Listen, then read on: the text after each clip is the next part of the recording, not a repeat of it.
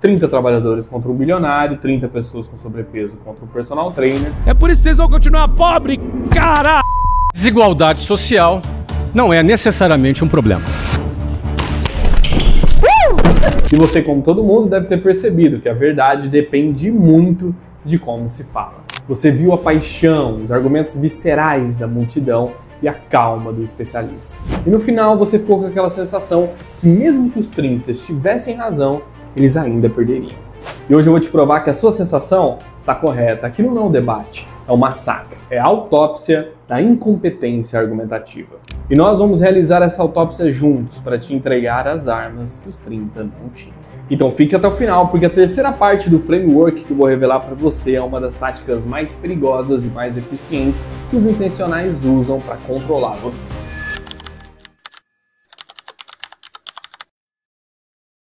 Primeiro você precisa entender o design da armadilha. O formato 30 contra 1 nunca foi feito para ser justo. Ele é criado para ser um espetáculo de dominação. Ele explora 3 falhas do brasileiro médio, do cordeirinho.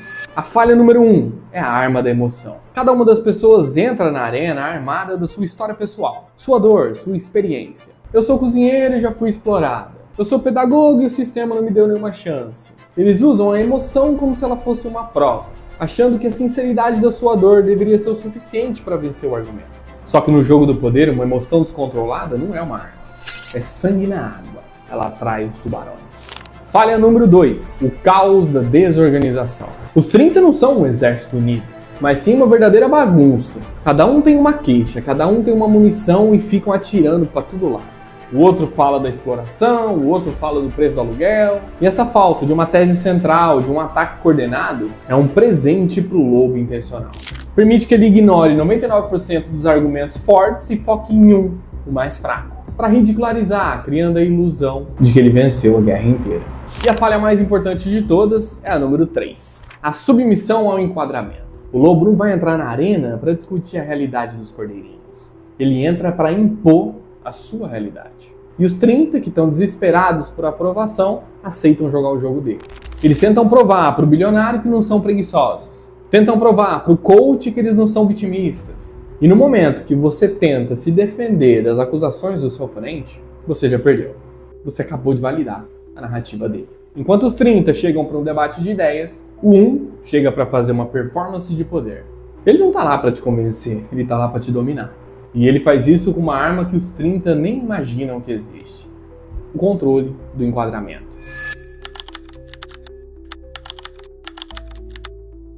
Agora a gente vai fazer a autópsia do jiu-jitsu narrativo do Flávio Augusto. Então vamos lá. Quando confrontado com a moralidade de existirem bilionários enquanto ainda existe a pobreza, a maioria dos cordeirinhos reage com emoção, dizendo: não, isso é injusto, você tem muito, os outros têm pouco. E o que o Flávio faz? Ele não se defende. Ele não diz: eu mereço meu dinheiro. Seria uma resposta fraca, uma resposta reativa, uma resposta de cordeiro. Ele usa uma tática que eu vou chamar de jiu-jitsu de narrativa. Ele usa a força do oponente contra o próprio oponente. Ele não resiste à força do ataque, ele usa a sua força para te derrubar. A tática dele se divide em 3 movimentos. O movimento 1 é a falsa concordância e a redefinição. Ele começa concordando com a premissa mais inatacável do oponente. É impossível erradicar a desigualdade. E ninguém pode discordar disso, é um fato. E com essa concordância ele desarma o oponente. Em seguida, ele redefine o campo de batalha. Ele para de falar de desigualdade, um termo que poderia colocar ele como um vilão. E começa a falar da geração de oportunidades, da liderança, termos que podem posicionar ele como um herói. Aí o debate não é mais sobre a riqueza que ele acumulou, mas sobre aquilo que ele cria. O enquadramento mudou. Segundo movimento, o desvio para uma parábola pessoal. Quando um professor o pressiona com dados macroeconômicos do capitalismo, Flávio não entra na briga de dados. Ele sabe que nesse enquadramento ele é apenas mais um bilionário. Ele conta a própria história. Ele fala da sua origem, da sua bagagem, dos seus desafios, da pressão para bater metas. E por que isso é genial? Porque você não pode debater a história da vida de um homem. Ele move o debate de um campo lógico e universal para um campo pessoal e emocional, onde ele é a única autoridade. Ali ele não está mais defendendo o capitalismo, ele está personificando o sonho de todo mundo. Você não precisa concordar com o sistema para jogar dentro dele. Movimento 3, a inversão do ônus com perguntas socráticas. Presta atenção como ele raramente usa afirmações enquanto está sob ataque. Em vez disso, ele usa perguntas, como o que é moral para você? Ou qual é a solução na sua visão? E essas perguntas são armas, porque elas fazem duas coisas. Primeiro, que elas transferem a pressão de volta para quem está atacando, forçando essa pessoa a sair da posição confortável de quem está criticando para a posição vulnerável de ter que encontrar uma solução e propor uma solução, aonde que a resposta deles sempre vai ser vaga. Ah, mais impostos, mais distribuição. Aí ele ataca esses argumentos vagos de uma forma que ele não precisa trazer uma solução precisa. Ele só precisa provar que a solução dos outros é falha. Como é que seria essa distribuição desse dinheiro? Um salário mínimo, por exemplo, 5 vezes maior do que é o atual. A gente viu que a reforma trabalhista do Temer, depois do golpe, precarizou muito a vida dos trabalhadores. O que você acha que aconteceria se o salário mínimo, que eu adoraria que fosse 5 vezes maior, mas do ponto como o Brasil é estruturado hoje, o que você acha que aconteceria se o salário mínimo hoje, a gente fizesse assim, ó, e ele fosse 5 vezes maior? Você teria que tirar esse dinheiro de algum lugar, é a conta que o Congresso está tentando fazer. A questão é que quem está lá dentro, que é menos de 1%, não é factível porque quem decide as leis não quer pagar mais imposto. Em resumo, o Flávio Augusto entra na arena sabendo que a lógica dos 30 não é o mais relevante. O que mais importa é quem conta a história mais poderosa. Enquanto os 30 tentam jogar xadrez, ele está contando uma história magnífica. E na arena pública, uma história com controle de enquadramento sempre vence a lógica. Ele não vence porque é o bilionário. Ele vence porque é ótimo em contar histórias e é um mestre da persuasão. Uma personificação da máscara intencional de um líder que inspira.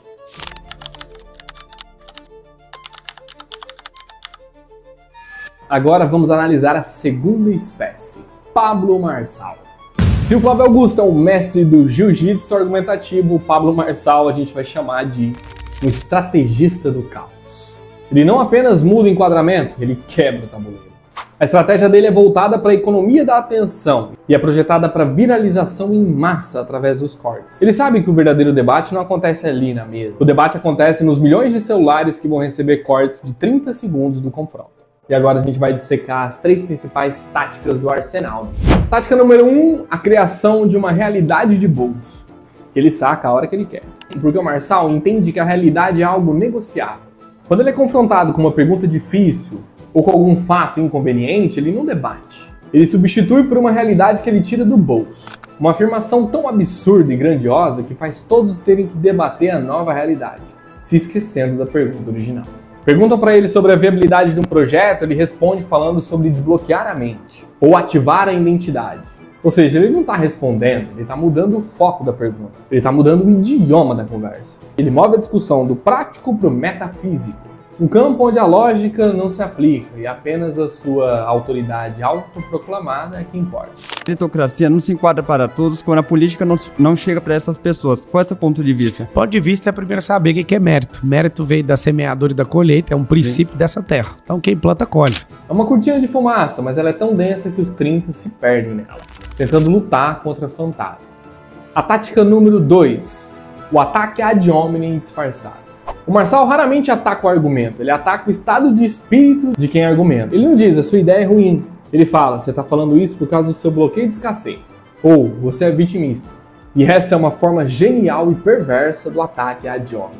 O que ele faz é desqualificar o debatedor e não o debate. O que força os 30 a fazerem o quê? A se justificarem. Não, eu não sou vitimista, eu só estou mostrando os fatos. Que pronto, a armadilha fechou. Você acreditou no frame dele e agora está na defensiva, tentando provar sua pureza de espírito, enquanto ele assiste controlando a narrativa.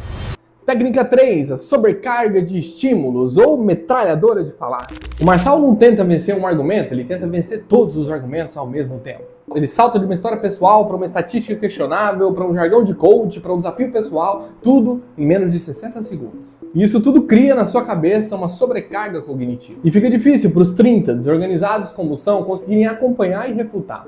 Enquanto eles estão tentando processar a primeira falácia, ele já disparou mais 3. E isso dá a impressão que ele é um dínamo de ideias, quando na verdade é uma performance de ofuscação, onde ele não vence pela qualidade, ele vence pela velocidade e pelo volume. Sendo assim, o Pablo Marçal é a personificação do caos intencional. Ele não está jogando xadrez, ele joga pôquer com um baralho marcado, enquanto convence todo mundo que o jogo na verdade é sobre o poder da mente.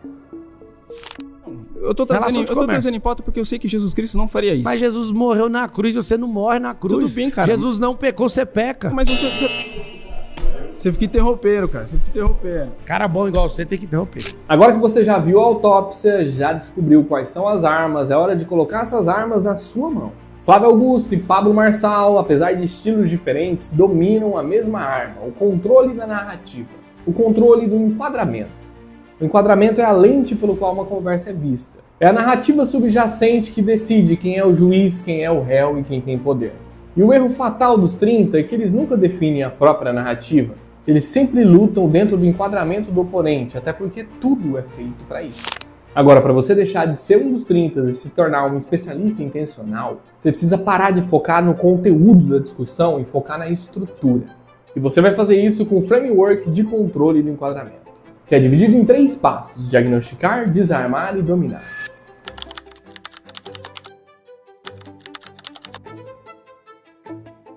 Passo 1. Diagnosticar qual é o enquadramento do seu oponente. Antes de dizer uma única palavra, faça uma pausa e se pergunte: qual que é o jogo que está sendo jogado aqui? Qual que é a narrativa que o meu oponente está tentando impor? No Redcast, o enquadramento do bilionário é o seguinte: eu sou a prova de que o sistema funciona. Se você falhou, a culpa é sua, das suas desculpas e da sua mentalidade, ou seja, o problema é você. O enquadramento, por exemplo, do personal é: a ciência da saúde é muito clara, se você não segue, o errado é você. O problema está em você, na sua falta de disciplina, na sua falta de conhecimento ou na sua justificativa. Diagnosticar qual é o enquadramento é quase como ver além da Matrix. Você para de ver a superfície e consegue ver o jogo que está acontecendo por trás. O segundo passo é desarmar o enquadramento com uma pergunta de reenquadramento.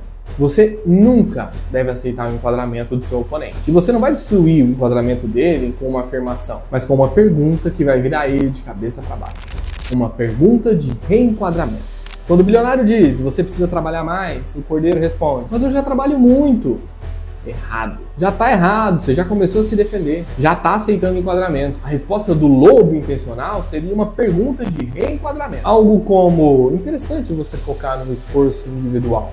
Então vamos discutir como estruturas econômicas diferentes recompensam o mesmo esforço, mas de formas desproporcionais. E pronto.